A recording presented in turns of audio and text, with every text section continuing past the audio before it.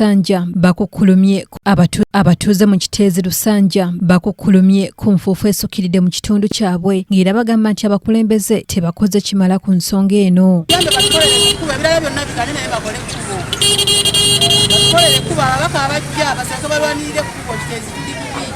Bano bagamba nti enfuufu eno ebafiirizza ebintu bingi era nga bino babitegeezezza Kayanja Moses avuganya ku kifo ky'omubaka wa Kyaddondo East bw'abadde abayitamu mu nkola eyanju ku nju.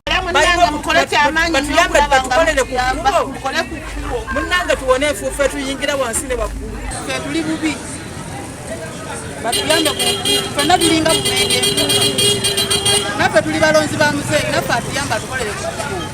Kayanja nga bw'eri nkola ye era abadde yeebigisa enkota y'ettooke ku mutwe ng'eno agenda abuuza ssaako n'okuwuubira ku bantu. Abakulu mbalamusizza bannange.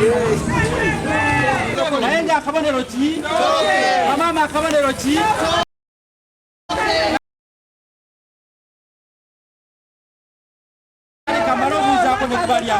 Kayanja abeeno abagomeza ku bibasoomooza naddala singa banaamuwa akalulu ak'okubakiikirira mu palamenti. Okulonda omubaka asobola okuboogererayo ekkubo lino ne likolebwa.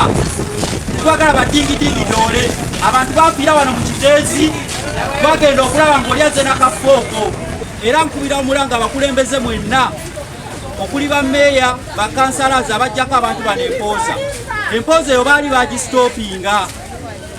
Bamama mukitegedde bwe munaabeera MP empooza eyo ng'evaawo. Nakiteezitemwerabira kabonero ki njagala okubategeeza nze Kayanja Moses sigenda kuba ng'oli abakudaalira. Kisakyo Tekla yakusakidde eggulire lino ku lwa KTV Amalindirire.